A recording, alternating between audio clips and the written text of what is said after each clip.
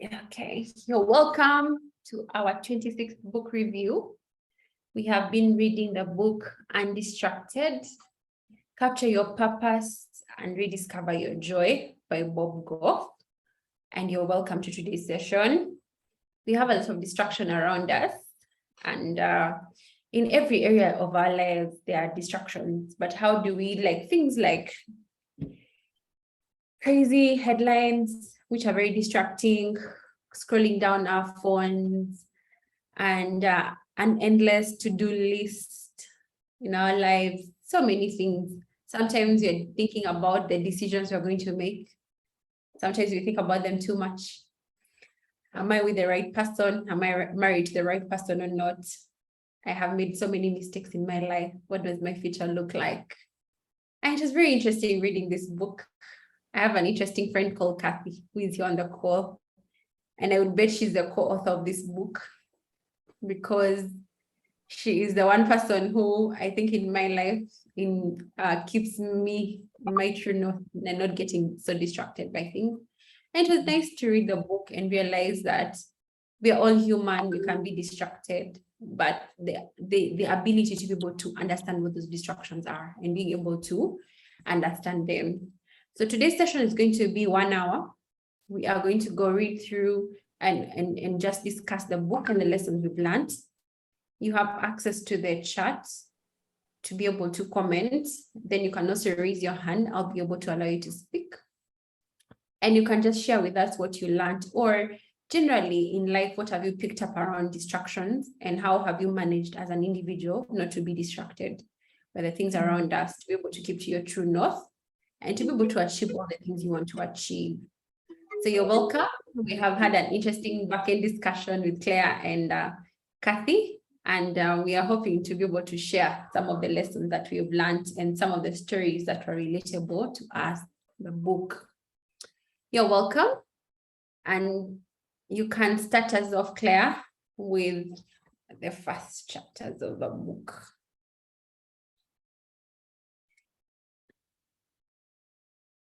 All right. Thank you, Primera. Good evening. Good evening. Thank you for coming and for joining us for yet another book review. Primera, which number is this?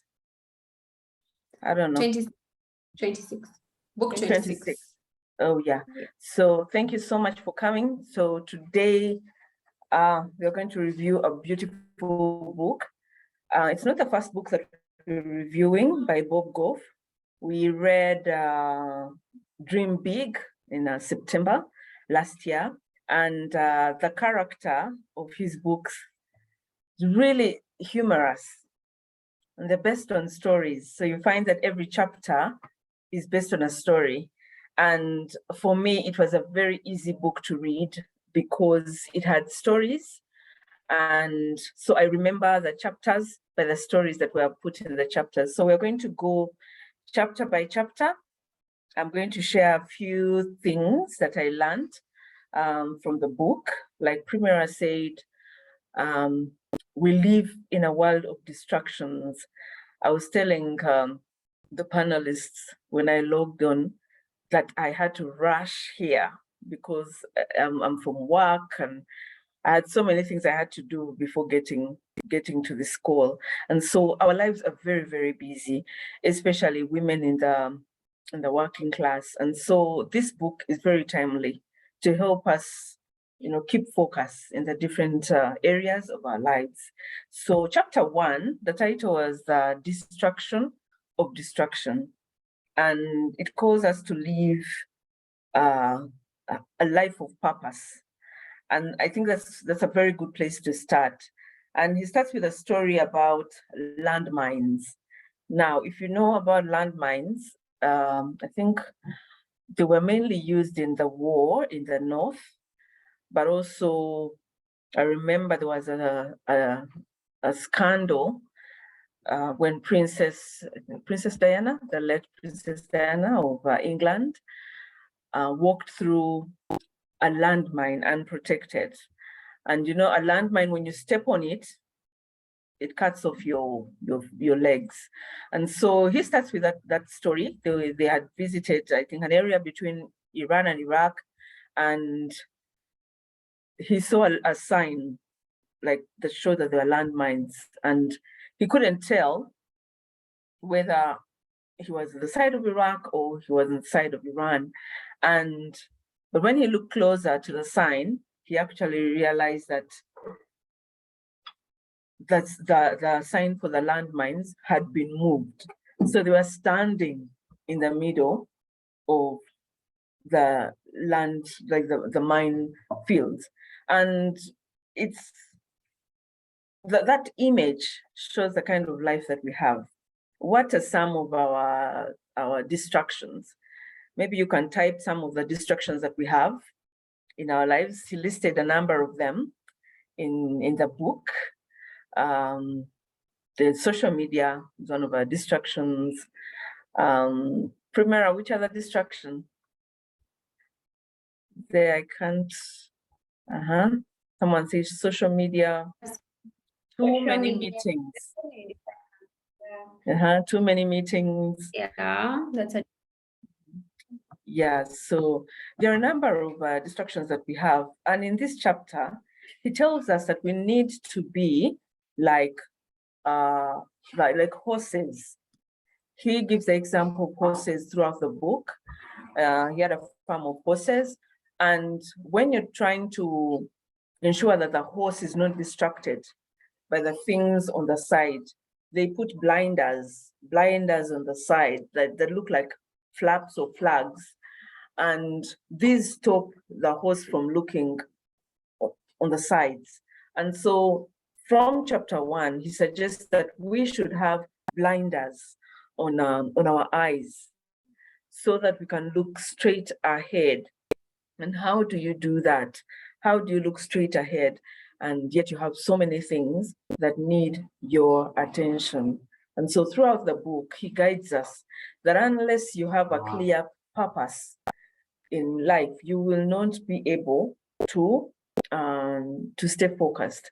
Sometimes he gives examples of the different ideas. I always tell Kathy that most of my ideas come in the middle of the night. So I'm always scribbling stuff in the middle of the night, because there are many ideas.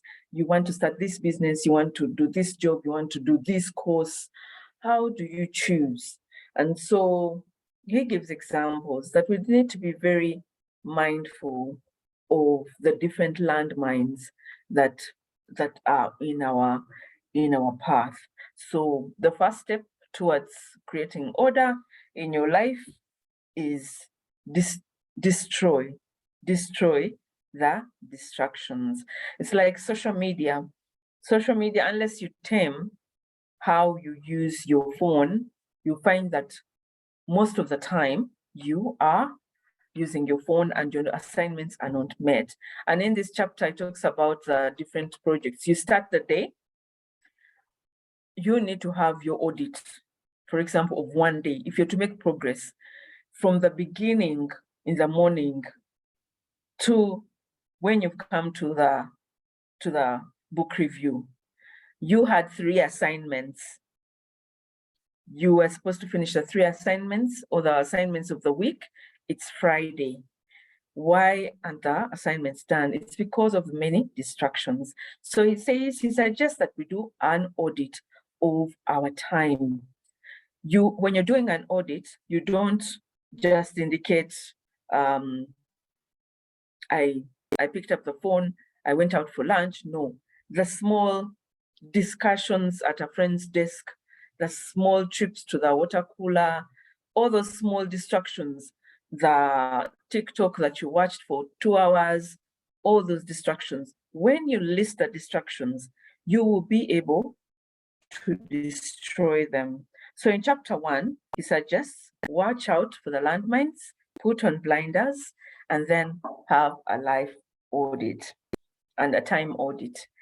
And chapter 2 is the keyhole of eternity. Now, this was an interesting chapter because it was about his life and his health. He felt that he was in perfect health. However, he begins this story, this chapter, by highlighting the discussion he was having with a doctor. He actually had a problem with the heart. The heart was beating so fast. Even when he was sitting, the heart was racing. And so he had to, to undergo a procedure. And that procedure required that the heart be reset. So that reset is what we all need. If we've had so many distractions, we started the year well, but down the road, we've forgotten our goals, we've forgotten the things that we set out to do because of the different things that need our attention.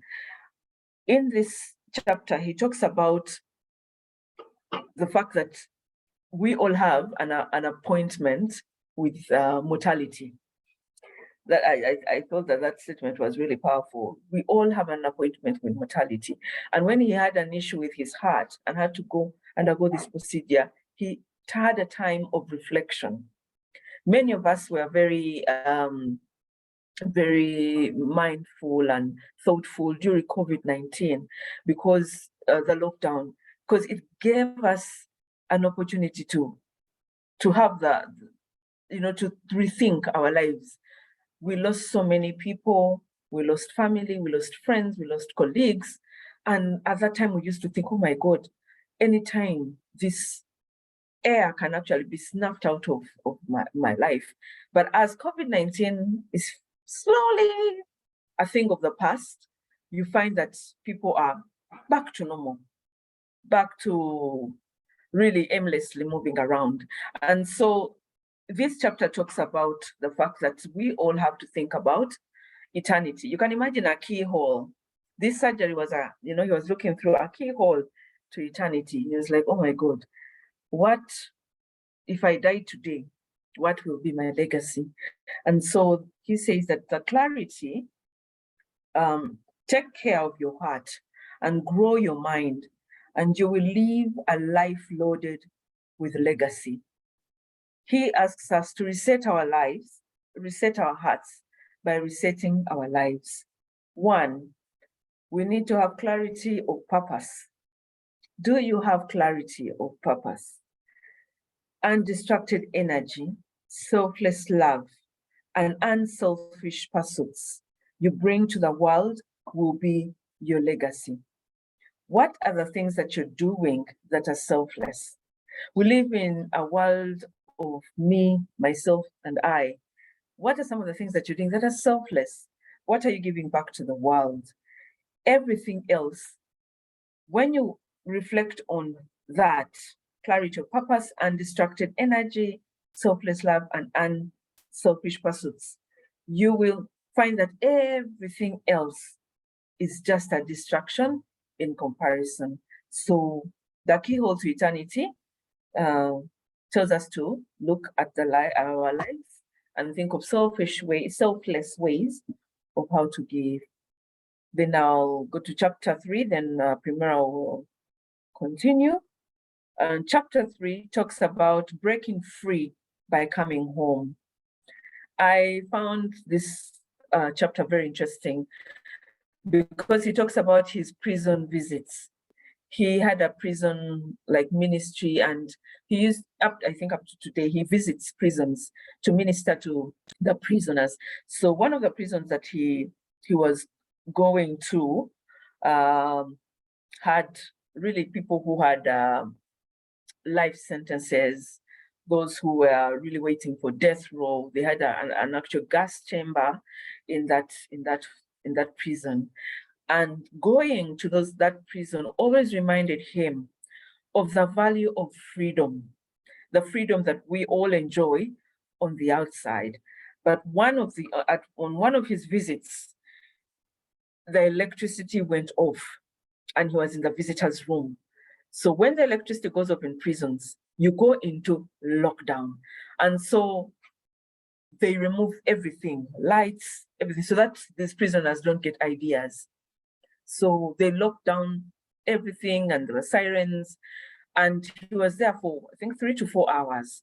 And that fear. So you can imagine 4 hours, you can't make calls because all the internet, all the network is shut down. So being in that prison at that time with these prisoners who are capable of anything gave him a sense of what he has on the outside. And I think many times we all need that kind of reality check. When some of those things that we take for granted are taken away from us, we need to think. So sometimes we grumble about our jobs, we grumble about the families that we're in, we grumble about our bosses, our siblings, our friends, the government, the economy, the weather, but things could actually be worse. Things could be worse. So from this chapter, I learned to be grateful. Are we being grateful? We are distracted with so many needs. I want a higher pay. I want a better house. I want a better car.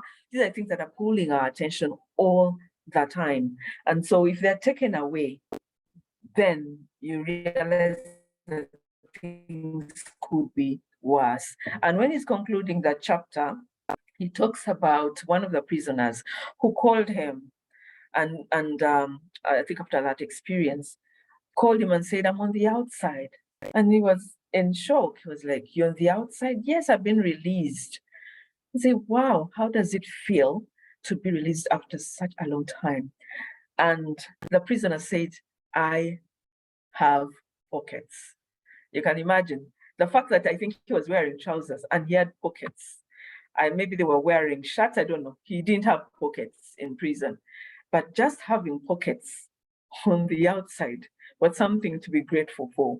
So for me, breaking free by coming home is a reminder to be grateful for the things, big and small, that we have in our lives. Then Primara, you take chapter 4. Can I continue, or you can go on? Yes, I can talk through chapter 4. I can talk through chapter 4, my lessons from the chapter. So chapter 4 is really about the happiness of pursuit. Sometimes we let distractions take over our calendar, they hijack our happiness. And he was talking about we make so many decisions a day. Then he's like, how many decisions do you think you make a day? You may think you make like 10 decisions or something. And he says an average person a day makes about 35,000 decisions. Consider yourself in a supermarket. You're buying something as simple as detergent. You have to make the decision according to the price, the brand. When was the last time you used it? How did it feel like? There's so many decisions that we're constantly making. But sometimes we make all those decisions. Sometimes we are distracted by so many unhappy things happening in our lives. Maybe you lost a loved one. Maybe something has happened. Maybe something happened at work today. That we make so many decisions, but we forget to make the decision to actually be happy. So the author talks about the decision to be happy is like any other decision we make in our day-to-day lives. And it's important for us to be able to know that. Then it talks us, the first chapters are really about the author asking us to evaluate the amount of time we're actually spending by things that actually distract us. Your device, how many hours do you spend on it? How much time do you spend with your children or your immediate family or your spouse undistracted? Like, let's try and evaluate how much time that is. So recently I had a very interesting conversation with a guy somewhere in Asia. He's a very interesting guy. He's an Asian guy, but he lives in Australia. And I had to spend 2 days with him because he is a coach, and it was all about time. And that's what we're talking about that weekend. And so I had to read a book called 168 Hours. I'll share it later, the author. And it's basically about your hours in a week are 168. And I had to account for all the time I spend. How much time do you spend on the little things you do? And I'll share the book because it has a bit of workbooks to do inside. And that's where this book and this chapter took me. And I had to spend quite a number of time with a coach trying to understand how much time I'm spending on the different things in my life. And in terms of distractions, what are those things that are actually distracting you? And I actually came across an interesting app on social media that blocks your social media, like literally, like if you switch it on and you say, I do not want to be on social media maybe for like 20 minutes, even if you restart that phone, it's not going to give you social media. It was so interesting. So I spent a whole weekend with a coach trying to understand my time, how to spend it, and how to be less distracted. So when you started reading this book, I'm like, oh my goodness, it's like everything from the coach came back in terms of how much time and being able to understand that and not be distracted. So I'll ask you today, like my coach asked me, and like the book is asking me and asking you, to be able to try and document that at least for a week and understand which areas of our lives you can look at the wheel of life and look at every part of it and decide under family, how much time am I spending on this time of family? And not just that, like Claire said, let's go to the little bit of little things that keep us distracted. So, okay, for example, I've decided this hour is family time. For me, I am very, when it comes to time, I try, and first of all, I don't call myself a busy person because the truth is I'm not busy. I just have priorities in my life and things I do. So when people call me busy, I don't like it, and I try to avoid it. So how is your calendar done, and are you committing to it? For example, if you commit to family time, are you committed to actually putting that phone away completely and just focusing on maybe the children, focusing on the husband, focusing on that extended family if it is time for them? So that's one of the things he talks about that steals so much of our time. Then you need to surround yourself with reminders of who you are. And that is also one other thing he talks about. He keeps telling us, remember the book is really about also finding purpose in all of it. Like there is a bigger picture to everything. Okay, we are trying to make sure that we do not get distracted, but at the same time, we need to be able to see enough of it to be able to find our purpose. So being able to spend time with yourself, being able to spend time with family, being able to spend time in the different areas of our lives, and being able to make sure that we are actually spending that time, not just say, okay, we watched a movie with the kids, but maybe half the time you are chatting with people, you are actually not focused with what you're doing. That was my biggest lesson from this chapter, Claire. He also talks about, as Claire is coming, he also talks about sometimes we think that time, we may think a day is moving slowly, but time actually moves very fast. Today is 2nd September, and for me, it just feels like January when we read the Year of Yes.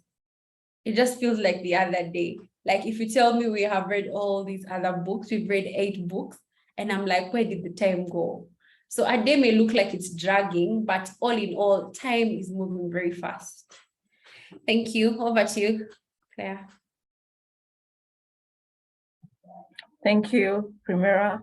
And from this chapter, something that stood out for me was the example of the accident, the airplane crash of the basketballer, Kobe Bryant, who died in his chopper with his daughter and 7 other people.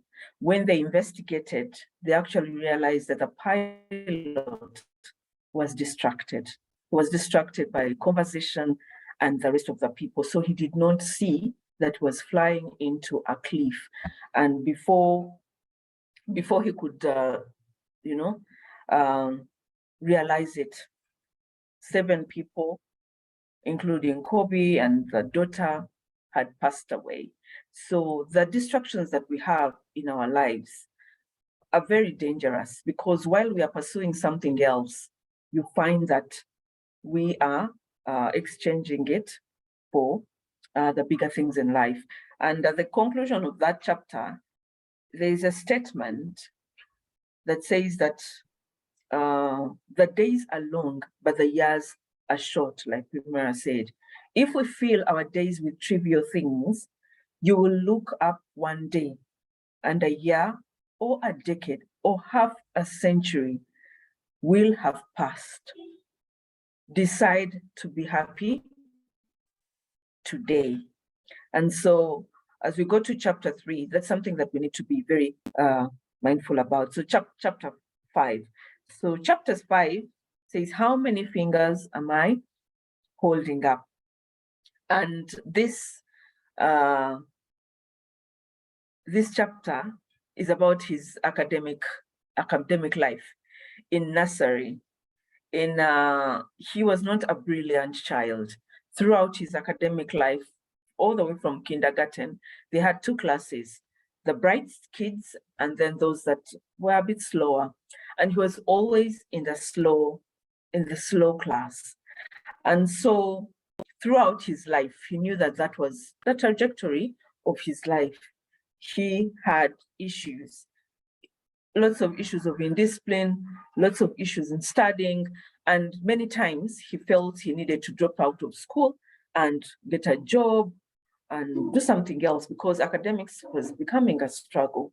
So looking back at his life, he sees that the different things that he was doing at that time, the things that teachers were saying, the things that many people had put on him, sort of defined his mindset.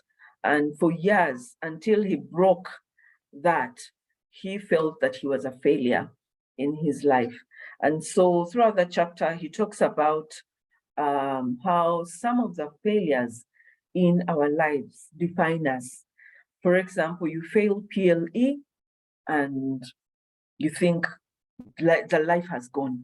You fail at an assignment and you think you're not a good engineer. You make a mistake and that mistake defines you for the rest of your life. Some of the mistakes are not academic. They could be maybe having a child out of wedlock, and you carry that throughout your life as a disappointment. In this chapter, he says sometimes we are distracted by our past. And there are many books that we have read this year that have encouraged us to let go of our past and look ahead. It doesn't matter what your grades were. When you look at the example of Bob Goff, the author, he's a celebrated lawyer in the US. He's a best-selling author. He has a number of resorts. He has a farm. He has schools that he has built in many countries, including Uganda, in northern Uganda. He has done so much for himself. But if he always got distracted by the bad grades that he had in kindergarten, they were going to define him. And so those are some of the things that we need to look out for. Do not be distracted by your past. And then chapter 6, it talks about, it's a good example of an all-access pass. He's invited by a friend to go for a concert. The friend is really a celebrity, Ed.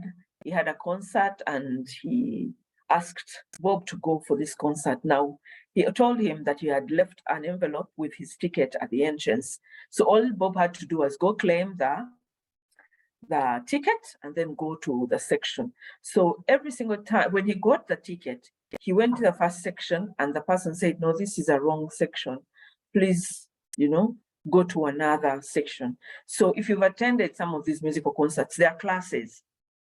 There are those that pay highly, maybe platinum ticket, then there is a golden ticket, silver ticket, and then bronze, or in football, it's like Chirasha, where there's everyone. So he kept going from section to section, and he did not understand why they kept selling him no, please proceed.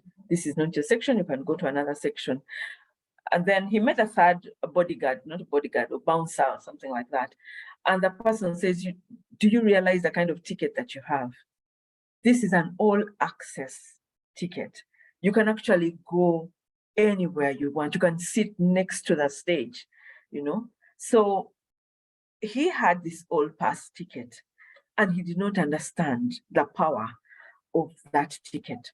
So many times we have an all access pass and we don't realize it, you know? And so in our lives, we swim like a frog. You swim in a pond, and yet you can actually swim in the ocean. The opportunities for happiness are vast, but we don't know the kind of ticket that we have. And here he gives a ticket of Jesus Christ and the life that he offers us. So he talks about the things that we take for granted, the things that people have told us, friends have told us, pastors, parents, spouses. They tell us many things that are limiting. Sometimes you want to start a business and your husband says, really, Claire, you cannot handle a business. And that the dream goes away. And so I need to go back to study. Really? Do you remember your grades? Can you actually do a master's degree? You can't, things like that. So the things that we hear limit our opportunities. And so at the end of this chapter, he says, stop waiting for someone to say you have the permission to pursue your ideas or your beautiful and lasting ambitions. Go live fully. So I want to ask the people on this call, are you living fully? Are you living fully? Do you realize that you're walking around with an all access pass? Yeah, this chapter reminded me about Madea, the comedian Madea. Yeah, so in one of the movies, Madea is given Madea Taylor Perry. She's in a plane and she's asking the air hostess how much she wanted something to eat, and she's asking how much are the drinks and eats. And the air hostess was like, Madea, you're in first class. And when they mentioned that she was in first class, oh my God, she says, anything, give me everything that you have. So that is a kind of free access ticket that we have. So before I go to chapter 7, I'd like to ask if there are any comments in the chat room. Kathy, are there any comments in the chat room? I'd just like to add on to what you've said. That chapter was also one of my most favorite chapters in the book. It was basically about we wait for permission sometimes to be the best versions of ourselves, and we look for the confirmations around us, what people have to think. We let our self-limiting beliefs sometimes take over. And there's also an interesting story about a lady called Vesta who had 2 sons in the military, and she wanted them to have everything. I don't know, because maybe they were both her sons and they were both in the military. So she had so geared up to be able to make sure that they had everything when they go to fight and all. And she created sticky tape, and she tried to ask, can we do this? It can be used for all these uses, and no one was listening to her. She didn't stop. To the very end, she's like, no, I can't stop. I think this is it's going to be a big deal. So she writes to the president of the United States, puts in a sample, and after that, it was actually approved immediately for production. Today, we know it as duct tape. And in the military, it's used for everything and everything. They said in the book, there is no mission that leaves Earth, maybe there is no military military stations that are out of the bases, like they always have to have duct tape. That's how it has become part of their lives in the military. So sometimes we wait for approval. And he says that there's a part of it where he says, in the book, let me just read it as it is. Let me confirm for you that what you have suspected for a long time, you have permission to pursue your beautiful ideas and interests. Like, don't wait anymore for that approval from anyone. Like like Claire was saying, sometimes we wait for someone to tell us we can do that business idea, but those people do not have your vision. They can't see what you're seeing. So it's time up. It's time up. And in my journal today, I've written it for some things that are in my life, which are self-limiting beliefs or things that hold me back to be able to achieve some things in my life, and say, this is a self-limiting belief, but I'm not going to let it continue to affect the things I can achieve in my own life. So I hope you too, today you can identify some of those things that hold you back from being able to fully live. Claire, we have a comment from Shamim, and over to you, Kathy. Thank you, Prim. Thank you, Claire. Shamim says that the things we hear limit our opportunities. That's very true. And she also adds on self-limiting beliefs. So today, right now, we decide that no more power to those self-limiting beliefs. Let's just test everything that we wanted to do. Let's just go out there and fly. Right, over to you, Claire.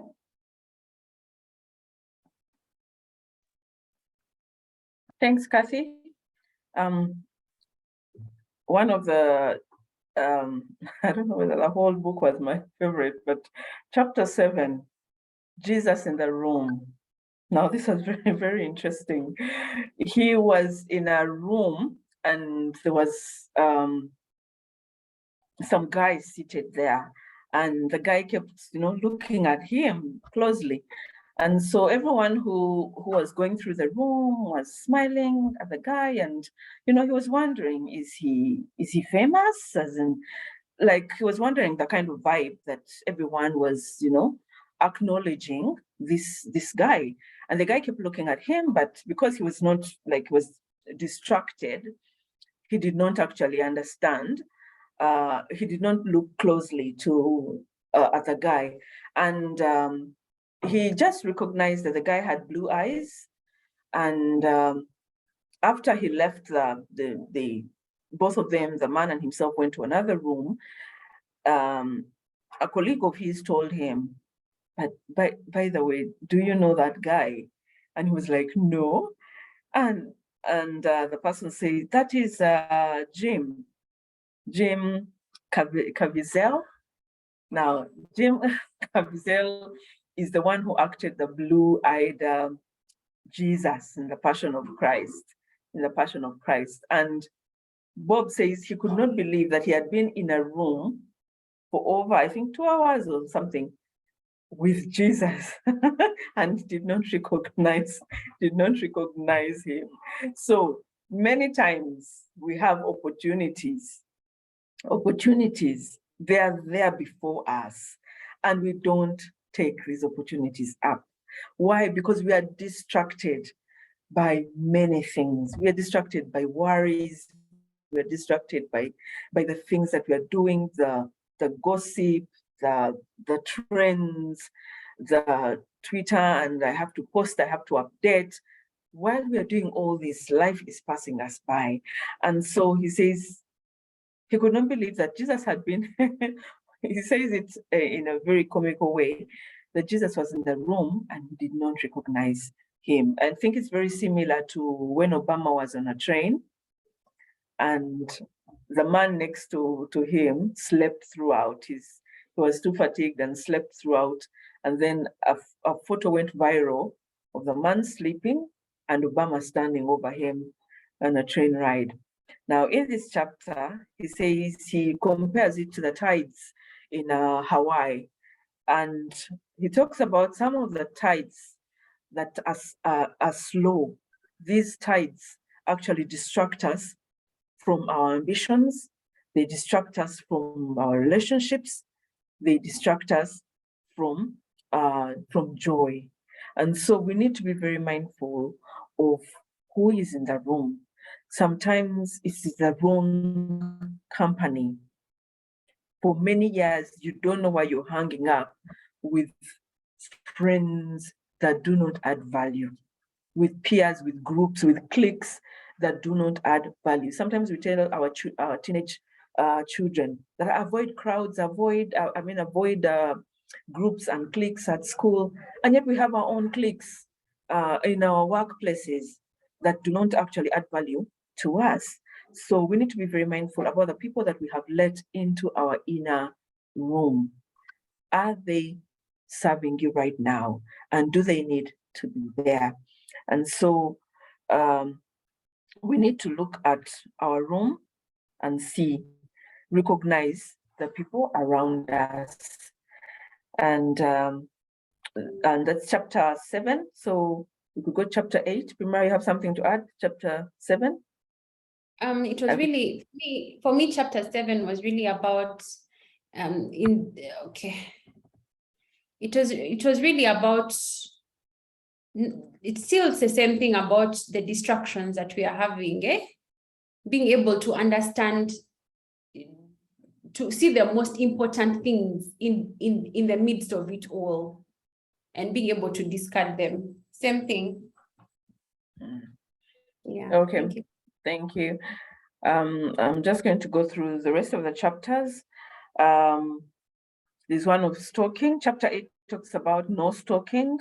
He gives an example of how he ended up going into the wrong car because he did not pay attention to the person who was in the car, and yet it was a stalker. And so we have many stalkers, in our lives. Yeah, because he's a celebrity, people ask him for favors, they send him emails, they send him in DMs, and he can't serve everyone, he can't serve everyone. And so some become stalkers if they really, really badly want something from him. And he gives examples of how he entered the wrong car only to realize it was a car of a stalker, because he just did not pay attention.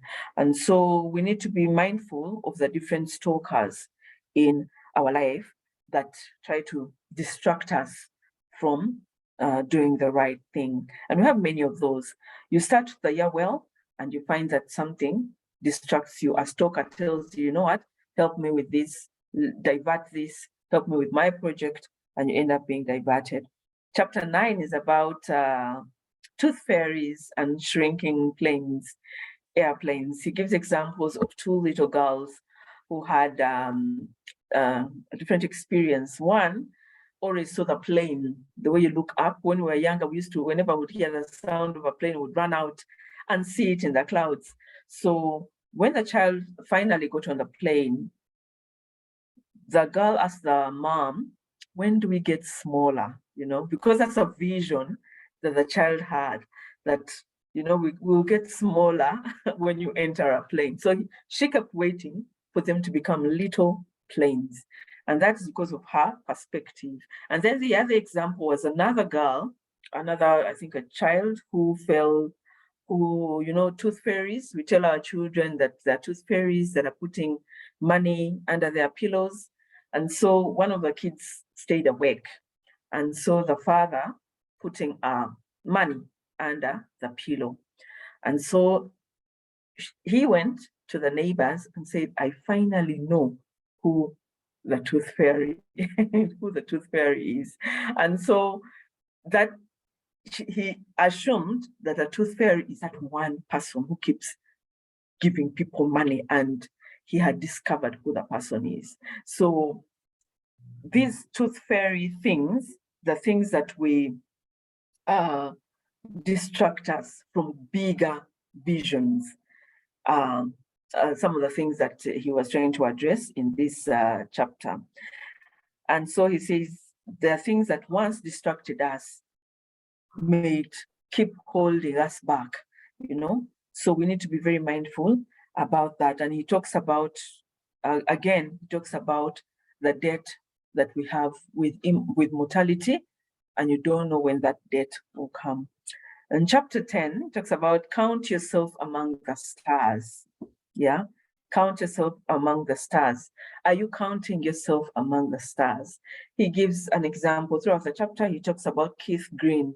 Keith Green was a famous person at that time. It's like you writing a letter to maybe Oprah. You know, you write a letter to Oprah, and guess what? Oprah replies. You know, so it was like that. When he wrote a letter to Keith Green replied with one statement. Years later, he does not remember what was in that letter. All he remembers was how he felt. He actually felt that he mattered. The fact that this Keith Green, a celebrity, took the time to respond to him, that stayed with him for the rest of his life. And so he says that there are many things that keep us distracted and we don't give of ourselves.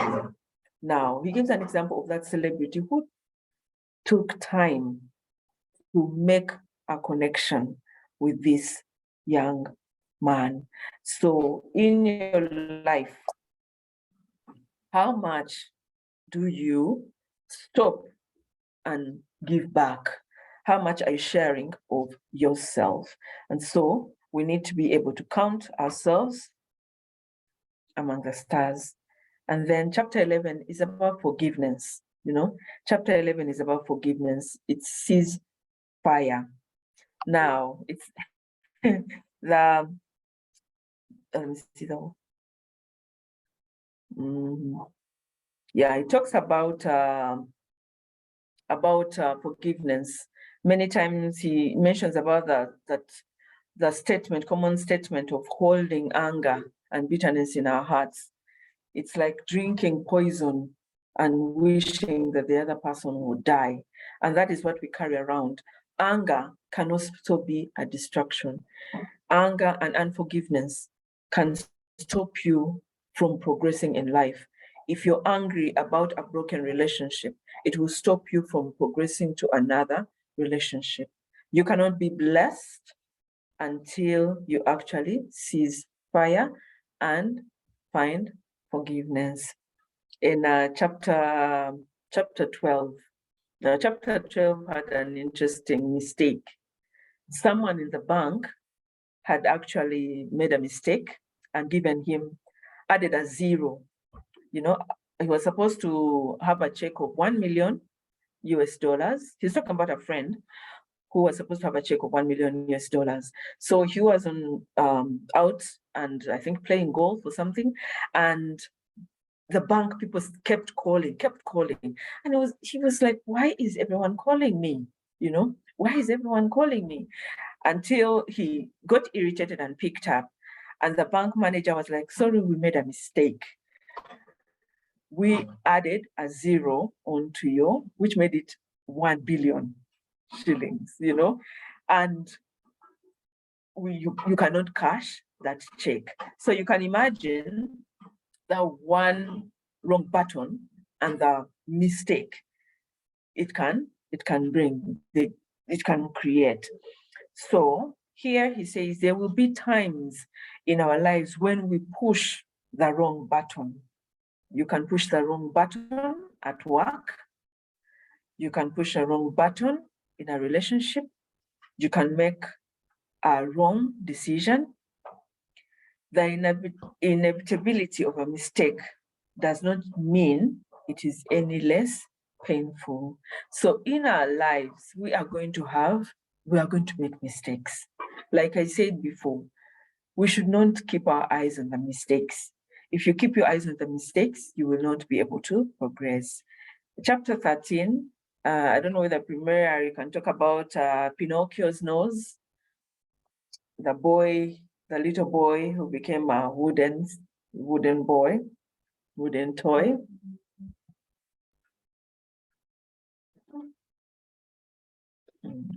For me, that part of this that chapter itself was about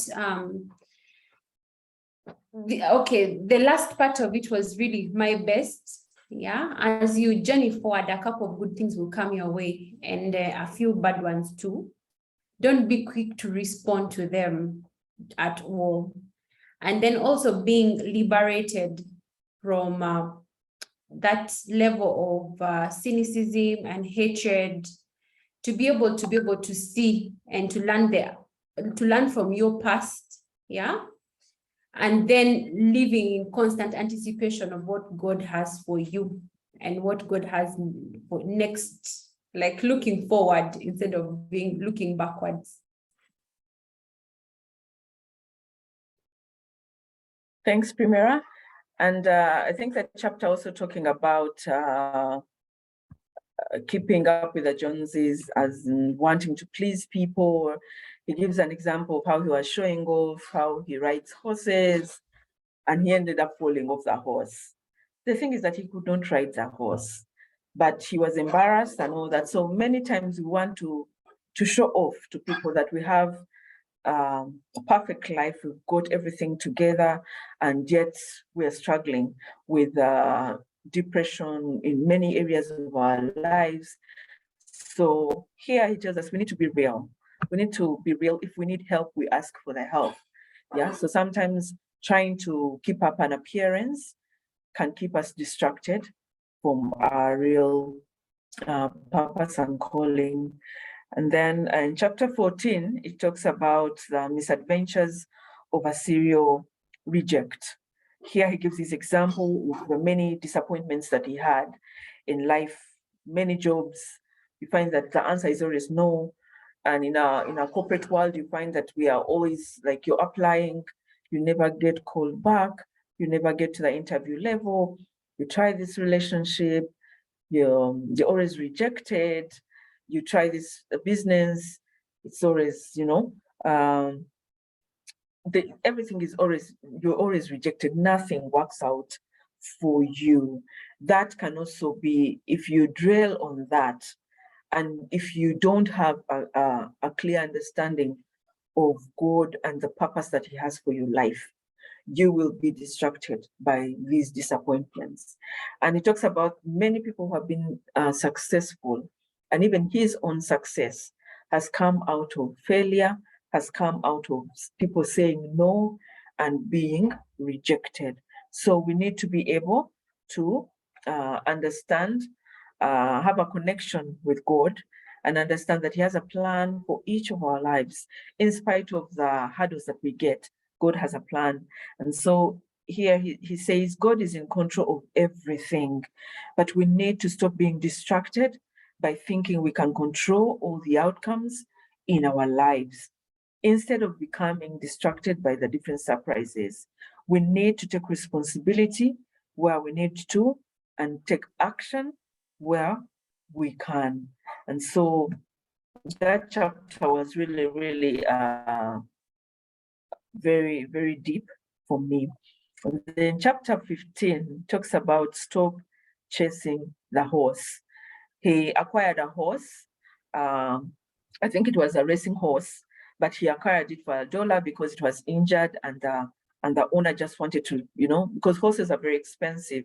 So if you hold on to a horse, it's going to, take costs, feeding costs, vet costs, taking care. So the owner of the horse wanted to just let go of the horse and asked him, how much money are you giving me? He had $1 in his pocket and he was given the horse. However, this horse was not very tamed, like he could not tame it. So once it got loose, he started running after the horse, running and trying to bring it back to the barn, until he realized that he needed to stop chasing the horse. He stopped chasing the horse and went back to the barn. Later in the evening, just like all animals, most animals, the horse came back to the barn. And so the lesson here is like we need to live a clear purpose. Many of us are chasing many things. We are chasing many things. So it says to live a life of immense purpose, you have to stop chasing what's simply available. Yeah. Instead, head back to whatever sanctuary you have. If it's a family, a home, a friendship, wherever it is, head back and focus. Earlier this week, Kathy told me about her training that she had at her workplace. And one of the lessons that they taught is focus. We need more focus in our lives if we are to excel in these different endeavors that we have. We need to create some focus. So it's time to stop chasing the horse and go back to the barn. And then chapter 16, driven out by the shallows. Primera, can you have something to say about that? This topic took me back to, I think, the very first chapters. We're about examining ourselves, that we will live in distraction completely at every point of our lives unless we choose to really check it. And with that level of honesty, being able to receive feedback, being able to understand what are the areas of our lives that we may not see that are a distraction. Yeah. It has to be a very thorough 360 look at our lives. Yeah. Thank you. Thank you, Primera. And in chapter 17 is, oh my gosh, you know. Now, throughout the chapter, Bob Goff keeps throwing the oh my gosh around. It is something that he says. Now, after one of his speaking engagements, a woman wrote to him and said, your session was the worst session I've had. And he was shocked. He was like, but what do you mean? I have, people have been saying that it was a good session. What do you mean it was one of your worst? Then the lady says, you kept cursing throughout. And Bob was like, but I don't curse. What do you mean I kept cursing throughout? And the lady said, you kept saying, oh my gosh. And so it's a curse. Like, to her, according to her level, her standard, that was cursing. And so she hated the session. This particular chapter talks about the mistakes that we make, that the perceptions that people have of us. And Uganda is mentioned there because he gave an example when he was in Uganda and he was sleeping in a small hut and with a friend. So he stayed awake the whole night because the friend was snoring. So when he woke up in the morning at daybreak, he found the friend awake, and the friend was asking, so that you need to have something done about your snoring. And Bob was like, what do you mean I was snoring? You were the one snoring, I didn't sleep. When they kept quiet, they actually realized that it was the whole night, it was a cow behind the hut that was giving birth. And so it was making those grunting sounds the whole night. So you can imagine, these are two friends in a hut who were blaming the other for staying up, and yet it was actually something on the outside. So in our lives, in that chapter, talks about people's opinions and the opinions we form about people. So people can form an opinion which is baseless, and can cost you and can become a distraction. So here, the snoring was a distraction, and yet it was a cow the whole time. Yeah, so it was interesting to see Uganda in the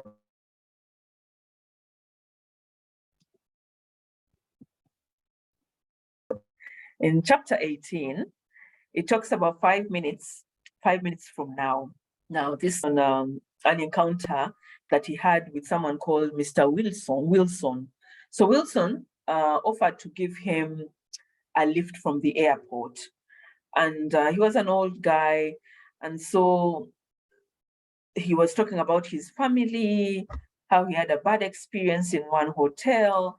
So Bob was being polite, and he listened to the story throughout the journey. But when he got to the resort, he realized that everyone was, saying, Mr. Wilson this, Mr. Wilson this. And so he did not understand. Has Mr. Wilson always been, has always come to the resort, or is he just a cab driver? He could not understand.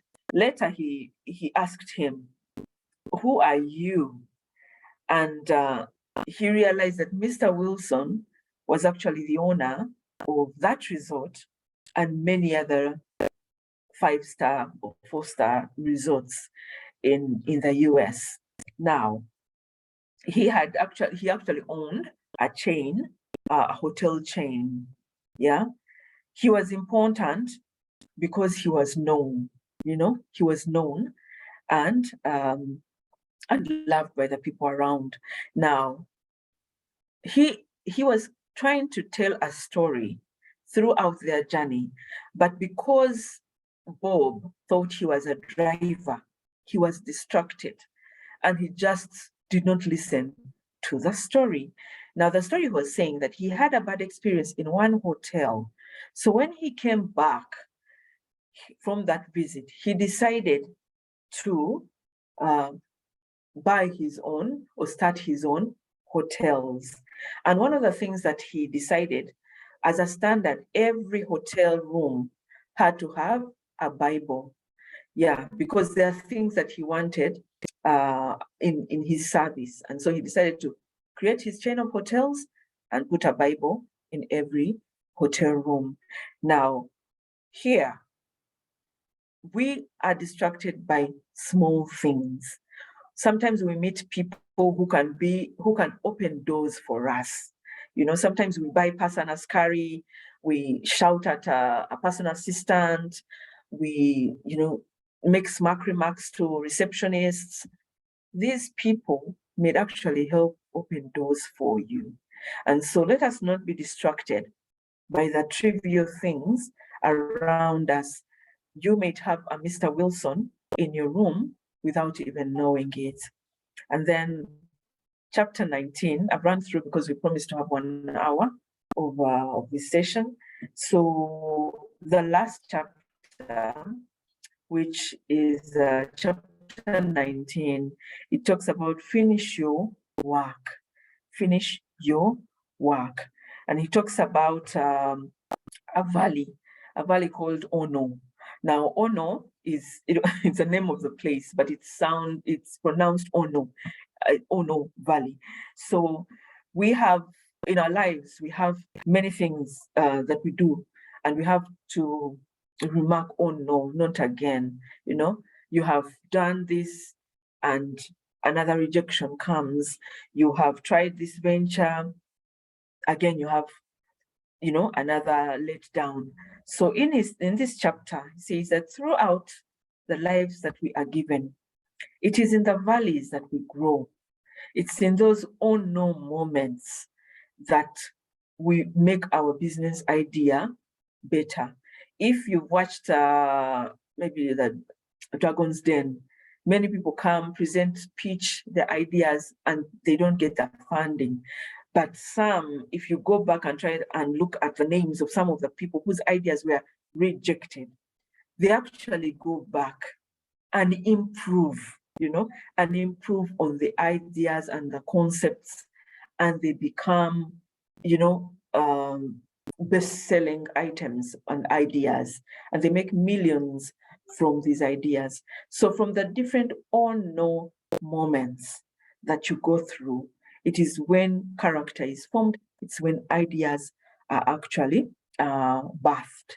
So as a concluding remark, he says that if you aren't in the Ono Valley now, or haven't been there recently, I bet you know people who are the greeters of Ono. They are easy to spot because when a great idea comes their way, their first reaction is always, oh no. You ask a friend, I would like to to start a tourism agency and said, oh no, don't even go there. After COVID, tourism is dead. Don't try. You'd want to do this, you'd want to apply for a job, and the person tells you, oh no, that is a wrong move. Now, here he says, many people will tell you it will never work. Why try? Give up. You're wasting your time. Be more realistic. These are some of the phrases that people tell us when we share our ideas. And in many of the books that we have read from the beginning, I think it was very prominent in the first book we read this year, the year of yes. If you have decided that this is your year, if you have planted it in your heart that this is the year that everything is going to change for you, when an oh no comes, remember why you started. Remember why you started and continue pursuing your dreams. And so in conclusion, for me, this book just was an eye-opener of the many, many distractions. Distractions are not only social media. Distractions are the people in the room. Distractions are my past, the mistakes that I have made, the things that go through my mind, the opinions that I have formed about myself. And so in conclusion, it says, find peace with God. Find your place in the world. Do what it takes to be where your feet are. With everything you bring, with every last ounce of resolve within you, refuse to be distracted any longer. So we've had many reviews, and from every book, we pick out at least one lesson. Now, from this book, let us resolve not to be distracted any longer. Thank you. Thank you, Primera. Back to you. Thank you so much. Thank you so much, Claire. I'd like to hear from Kathy, from the comments, and also her wrap up from the book. What were her key takeaways? I love it when you say that just taking away just one single thing from a book is more important than even consuming the whole of it. If just one thing speaks to you in the book and becomes an action point in your life, that's everything for you. Over to Kathy, just a wrap up of the book. It doesn't matter which section, chapter, just something. For me, the conclusion is don't give any more airtime to distractions. There are so many. You just say no, no, no, no, Yeah. and you move on. Yeah. Thank you so much to the participants. Thank you, Claire. Thank you, Prim. This was awesome. Have a happy weekend. All right, thank you so much. I think for me, the best part was one of the concluding comments from him where he says, your life is like a building. Look at it like you're building a skyscraper. Like tomorrow's floor that you're building do not base it on the last part of the building you built. The next best part of your life starts when this session is over. What are some of those decisions that you're going to make today that are going to impact tomorrow, the next 5 minutes, the next 5 years? What decisions are those that you're going to make that are going to be life impacting? So sometimes, and the author talks about, sometimes we feel like like our chapters of like it's a chapter I've finished writing. We are not going to think of our lives like that. We're going to think as a continuous work in progress. We are a work in progress. We are going to continue building and adding on to the different areas of our lives and adding them well.